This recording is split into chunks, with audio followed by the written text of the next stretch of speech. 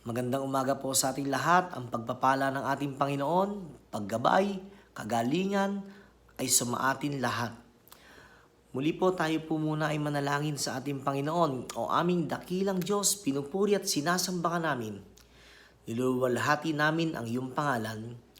At banal na Espiritu, hinihiling namin ang mayamang karunungan mo upang ang lahat ng aming mapapakinggan ay nanggagaling lamang sa iyo. Tulungan mo po kami na tumimo sa aming mga puso't isipan ng nais mo at mamunga ito sa aming buhay. Anumang gawa ng dyablo ay winawasak namin sa pangalan ng Panginoong Hesus. Amen. Okay. Magandang umaga po. Ang pamagat po natin ay Secret Unveiled. Yan, no? Secret Unveiled. Ano na naman kaya yung sikretong maibubunyag sa atin, no? Sa umagang ito. Basahin po natin ang Mateo 25:1 hanggang 13. Talinghaga tungkol sa 10 dalaga. Ang kaharian ng langit ay maitutulad dito. May 10 dalagang lumabas upang sumalubong sa lalaking ikakasal. Bawat isa'y may dalang ilawan. Ang 5 sa kanila'y hangal at ang 5 na may matatalino. Ang mga hangal ay nagdala ng kanilang mga ilawan, ngunit hindi nagbaon ng langis. Ang matatalino na may nagbaon ng langis bukod pa sa nasa kanilang mga ilawan. Naantala ang pagdating ng lalaking ikakasal, kaya't inantok at nakatulog sila sa paghihintay. Ngunit nung hating gabi na'y may sumigaw, "Narito na ang lalaking ikakasal! Lumabas na kayo upang salubungin siya!" Agad bumangon ang 10 dalaga at inayos ang kanilang ilawan. Sinabi ng hangal sa matatalino, "Bigyan naman ninyo kami kahit kaunting langis, aandap-andap na ang aming mga ilawan. Baka hindi ito magkasya sa ating lahat. Mabuti pa'y pumunta muna kayo sa tindahan at bumili para sa inyo." Tugon naman ng matatalino. Kaya't lumakad ang 5 hangal na dalaga. Habang bumibili sila, dumating ang lalaking ikakasal. Ang 5 nakahanda ay kasama niyang pumasok sa kasalan at isinara ang pinto. Pagkatapos, dumating naman ang 5 hangal na dalaga. "Panginoon! Panginoon! Papasukin po ninyo kami!" sigaw nila. Ngunit tumugon siya, "Tandaan ninyo, hindi ko kayo nakikilala." Pagkatapos nito'y sinabi ni Jesus, "Kaya't magbantay kayo sapagkat hindi nyo alam ang araw o ang oras man." Alam niyo po, meron 2 importanteng bagay ng katotohanan ang ibubunyag sa atin upang malaman natin. Ang unang bagay sa verse 13, ang sabi po doon, pagkatapos nito'y sinabi ni Jesus, "Kaya't magbantay kayo sapagkat hindi nyo alam ang araw o ang oras man." Sabi, we must be ready for Christ's return. Sabi doon, we must be watchful. We must be on guard. We must be alert. We must be prepared for Christ's return. Ang sabi po sa atin, kailangan natin na maging mapagbantay, maging handa, maging alerto, sapagkat tunay na babalik si Jesus. Mga kapatid, ang unang katotohanan na ibinulala sa atin ng Panginoon na ang bawat tao, kailangan maging handa sapagkat tunay na babalik siya. Pero ang tanong dito, Pastor, paano ba maging handa? At ano ang dapat ipaghanda? O ano ang dapat gawin para maging handa? Ito po, nais ko pong ikwento sa inyo. Alam niyo po, maraming tao, ang akala nila, yung mga ginagawa nila dito sa lupa, yung mga mabubuting gawa nila ng sarili nilang kakayanan, ay magdadala sa kanila sa langit. Akala nila kapag ka sila ay naging mabuti lang, nagdo-donate, tumutulong, religyoso, nagdadasal lang, no? Hindi nagnanakaw, akala nila magkakaroon na sila ng buhay sa langit. Pero kapatid, meron tayong good news at merong ginawa si Jesus sa krus. Kaya nga may mahal na araw tayo Kasi inaalaala natin ang ginawa ng Panginoong Jesus sa krus ng Kalbaryo. At alam niyo ba yung kahalagahan nito? Hindi na pala natin kailangan magpenitensya. Hindi na natin kailangan sugatan ng ating sarili. Hindi na natin kailangan pang magpapako. Kasi ang sabi po sa Efeso 2:8-9, babasahin ko po sa inyo.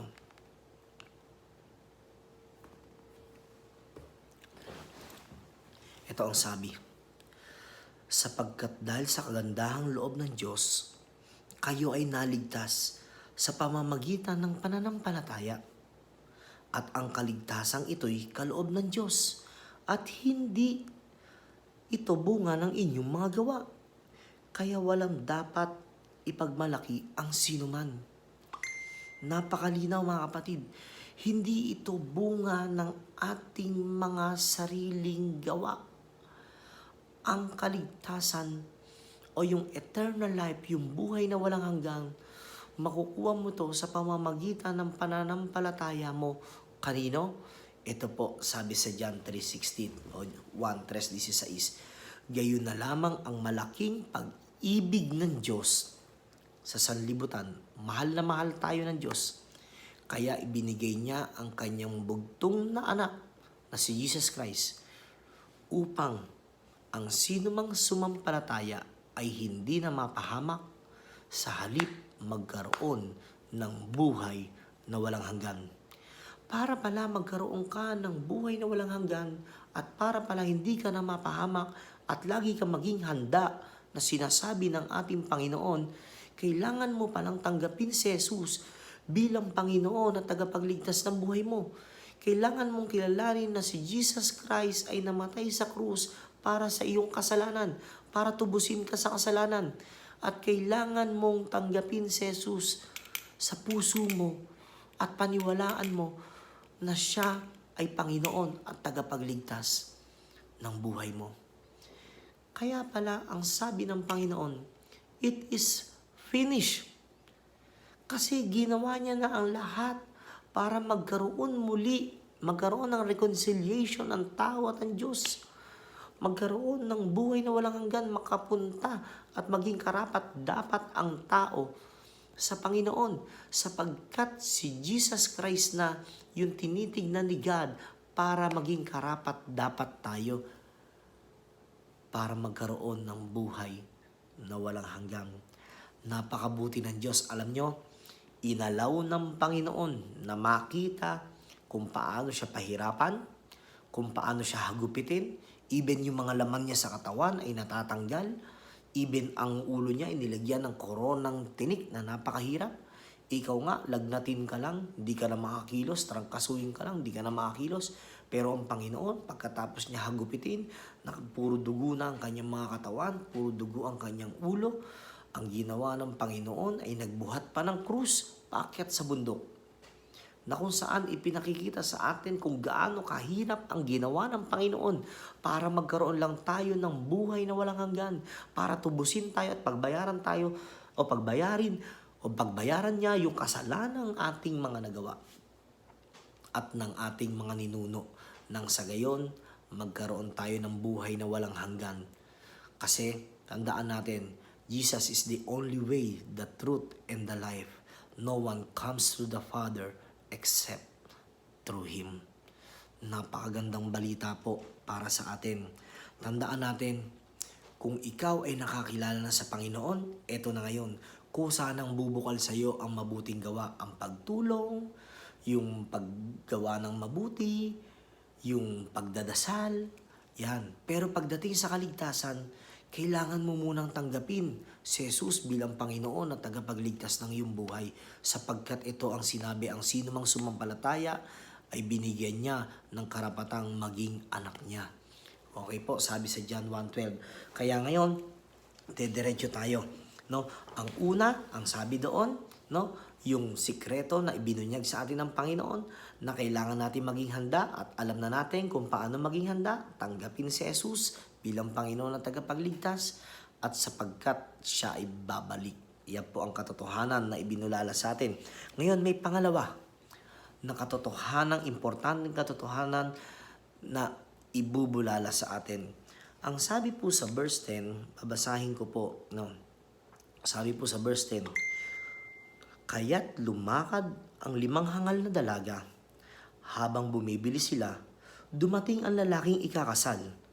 Ang 5 nakahanda ay kasama niyang pumasok sa kasalan at isinara ang pinto. Pagkatapos, dumating naman ang 5 hangal na dalaga. Panginoon, Panginoon, papasukin po ninyo kami, sigaw nila. Ngunit tumugon siya, tandaan ninyo, hindi ko kayo nakikilala. Mga kapatid, ipinakikita sa atin ang pangalawa na pagbubulala sa atin ng Panginoon na kailangan natin maunawaan. Si Jesus gusto niya na maunawaan natin na kapag siya ay dumating na, isasara niya na ang pinto at wala nang pwedeng magbukas at makapasok sa pintuan. Ito po'y hindi ginawang sikreto ng Diyos at gusto niyang malaman mo ngayon kasi para ikaw ay makapagbulay-bulay, para makapag-isip ka, para kalimutan mo ngayon yung mga humahadlang. Kasi ang tanong dito, baka mamaya dumating ang Panginoon. Ang tanong, sa loob ka ba o sa labas ng pintuan? Ikaw ba yung kumakatok o hindi? No? Basahin natin yung Luke 13 na nagpapatibay na totoo talaga na isinasara na ang pinto pagkatapos dumating ng ating Panginoon. Ang sabi po dito, no? Basahin ko po. Sabi, minsan may nagtanong sa kanya, Ginoo, kakaunti po ba ang maliligtas? Sinabi niya sa kanila, pagsikapan niyo makapasok sa makipot na pintuan. Sinasabi ko sa inyo, marami ang magpupumilit pumasok ngunit hindi makakapasok. Kapag ang pinto ay isinara na ng pinuno ng sambahayan, magtitiis kayong nakatayo sa labas at kakatok ng kakatok. Sasabihin nyo, Panginoon, papasukin po ninyo kami. Ngunit sasabihin niya sa inyo, hindi ko kayo nakikilala. Ito'y nagpapatibay sa 2 book na kung saan talagang kapag dumating ang Panginoon, ay isinasara na ang pintuan at hindi na po pwede makapasok pa yung mga nahuhuli, yung mga inuna, yung mga makamundong bagay. Tandaan natin, no?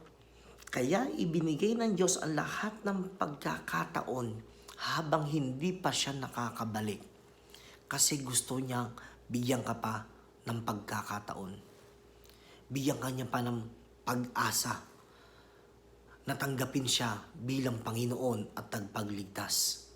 Binibigyan ka niya pa na makapagbulay-bulay na kasi madalas ang tao sabihin, hindi pa ako handa. Saka na kapag ka hindi na busy. Saka na kapag ka wala na akong gagawin. Saka na kapag ka libreng-libre na. Saka na kapag ka bakasyon. O saka na kapag pag natigil ko na yung mga bisyo ko. Kapatid, sinasabi sa iyo ngayon, ibinubulala sa iyo ng Panginoon na kailangan mong maunawaan na kapag dumating siya, hindi na po pwede. Wala nang second chance. Tandaan natin, God is really good. Totoo yan. Totoong mabuti ang Diyos. Pero He is also just. Makatarungan ng Panginoon ang lahat ng kanyang pinangako ay tutuparin niya. Ang lahat ng kanyang sinabi ay tutuparin niya. Kaya itong pagsarado ng pinto kapag siya ay dumating na, kapatid, totoo to. Kaya dapat binibigyan ka na ng pagkakataon ng Diyos ngayon Huwag mo nang isipin pa ang mga makamundong bagay na kung saan ngayong COVID-19 na-realize mo na pansamantala lang yan. Unahin mo yung buhay na walang hanggan. Sabi nga, maging handa ka. Kasi ang katotohanan, babalik ako pag bumalik ang Panginoon. Ang tanong, handa ka na ba? Alam niyo po, inalaw ng Lord bilang isang magandang halimbawa ang COVID-19 na ito. Sabi ko nga sa inyo, yung dilim, laging ang Diyos ang nagbibigay ng liwanag sa dilim eh. Kaya mabuti pa rin yung nakita natin dito eh. Sabi dito, no, yung COVID-19, ang tanong dito, tanong ko lang po, handa ka ba nung nangyari yung COVID-19? Kailan ba nag-start to? March 11 parang sa atin, March 11 medyo na-trigger na to. No, medyo na naging sikat na si COVID-19, nagsisimula na sumikat si COVID-19. Handa ka ba? Alam mo, sa totoo lang, kaya tayo nahihirapan ngayon, ang ating bansa, even ang buong mundo, sapagkat hindi nila alam. Hindi nating alam lahat na darating si COVID-19. Walang nakakaalam na darating ang matinding virus na ito. Kaya nga marami nang namatay. Kasi bakit? Hindi na paghandaan, hindi na pag-aralan ang virus na ito kung paano gamutin. Kaya ngayon, nahihirapan, marami nang namamatayan at maraming naaapektuhan. Kasi hindi nga natin alam kung airborne ba to. Ito ba'y sa nahahawakan? Ito ba'y sa pag-ubo, sa laway, sa dugo? Hindi natin alam. Kaya lately na lang natin nalaman na ibalita na ito kung paano natatransfer to. Pero huli na rin ang lahat. Ang dami ng tinamaan. No? Halos nasa milyon na ang tinatamaan ng COVID-19. At sa araw-araw nakalulungkot man pero dumadami. Kasi nga hindi tayo handa. Hindi natin alam kung paano sugpuin ito. Wala tayong gamot. Di tulad ng mga ordinaryong sakit na napaghandaan na ng mga chemist o scientist. Nagawa na nila yung gamot. Kaya pag nagkaroon ka ng sakit, inom. Tapos. Ngayon, marami na rin naapektuhan. Marami nang nagugutom. Alam niyo kung bakit? Hindi rin kasi nakapaghanda. Hindi nakapag-ipon. Biglaan eh. Dumating si COVID-19. Sabay, enhanced quarantine. Naging extreme. Tapos, nagkaroon ng lockdown. Nagsarado ang mga kumpanya. Nagsarado yung ibang mga tindahan. O halos lahat. Nagsara. Pero, ang tanong dito, ang tanong ko, kung noong March 11, natitrigger ito sa atin, no? Ngayon, ang tanong ko, kung si Jesus ba,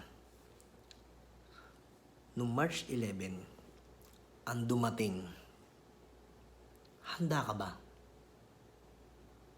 Handa ka ba kung sakaling dumating si Jesus? Pumasok yung mga kumilala sa Panginoon. Tingin mo, isa ka ba sa mga kumakatok sa labas ng pintuan at sumisigaw ng Panginoon, Panginoon? Parang papasukin mo ako. Kaso, wala na eh. Huli na ang lahat. Kaya alam mo, kapatid, inalaw ng Diyos si COVID-19 para ma-realize mo na mahirap pala, nakakatakot ka pala pag hindi ka handa. Gaya na napag-aralan nating ibinulalas, hindi raw natin alam kung kailan babalik ang Panginoon. Pero binigyan niya tayo ng pagkakataon na maging handa. Kaya nga, secret unveiled. Kasi, binulalas ng Panginoon, maaaring ngayon, naunawaan mo kasi hindi mo naman nababasa. Ngayon naunawaan mo, binuksan sa iyo ngayon ng Panginoon to. Na kailangan, maunawaan mo na babalik siya At ang pangalawa, kailangan maunawaan mo na kapag bumalik siya, isasarado niya na ang pinto at wala nang second chance. Pero kapatid, ito ang buti ng Diyos ha. Inalaw niya itong COVID-19. Sabi ko nga, yung dilim na COVID-19, ginagapi ng liwanag ng ating Panginoon para magkaroon tayo ng pag-asa na muli nalaman natin ngayon ang pagkakataong ito na totoo na siya'y babalik, at pangalawa na kailangan natin na maunawaan na kapag bumalik siya, isasara na ang pinto at wala nang second chance. Binibigyan ka na ng napakahabang pagkakataon ng Diyos ngayon. Kailangan mo nang tanggapin si Jesus, kapatid, bilang Panginoon na tagapagligtas ng buhay mo. Huwag mo nang intindihin ang mga material na bagay. Nakita naman natin ngayong COVID-19 pa lang, pinakita na sa atin ng Panginoon, walang silbi ang lahat ng bagay na meron tayo. Walang silbi ang lahat ng pinaghirapan natin. Hindi natin maibili, hindi natin hindi tayo makagala, hindi natin ma-spend yung ating time sa mga gusto nating puntahan. Baliwala to. Kasi iiwan natin to. Pero merong isang mahalagang bagay, yung pagiging handa. Yung kailangan kilalanin mo si Kristo sa puso mo bilang Panginoon at tagapagligtas. Ngayon, ang tanong ko, kapatid, gusto mo bang tanggapin si Jesus sa puso mo ngayon bilang Panginoon at tagapagligtas? Para kung sakali man dumating siya, kasama ka sa loob ng pintuan. O meron ba na naguguluhan ngayon na kung kasama ba siya o hindi? Kapatid, sumunod ka sa maikli ko ring panalangin. At ariin natin tong panalangin na ito na kayo yung nananalangin sa Panginoon. O meron ba na ngayon lang naunawaan, masigit na naunawaan ang kaligtasan na bigay ni Jesus? Kapatid, sumunod ka rin sa maikli kong panalangin.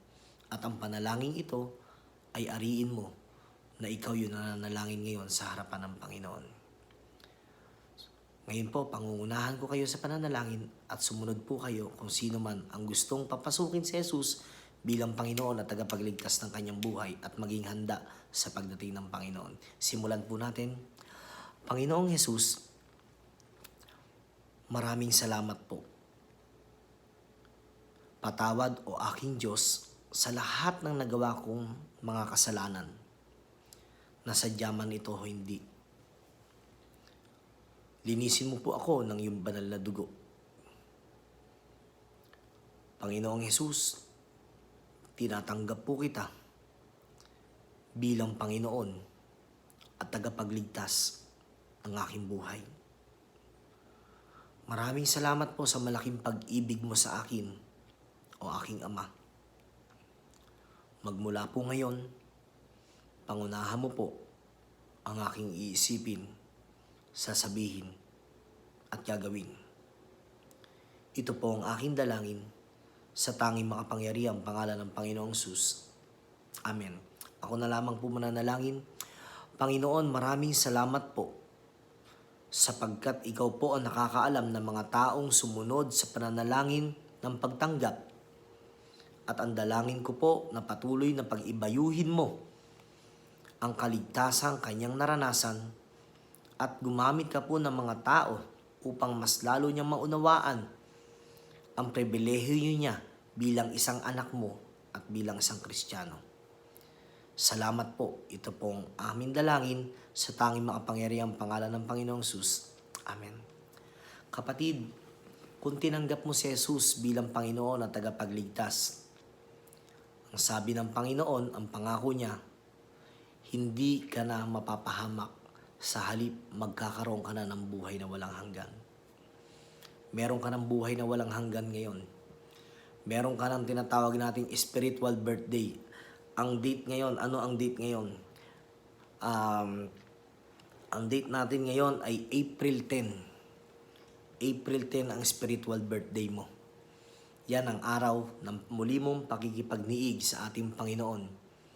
At salamat, binabati kita sapagkat kasama ka na sa mga ipapasok ng Panginoon sa loob ng pintuan at hindi ka na doon sa kakatok sa labas.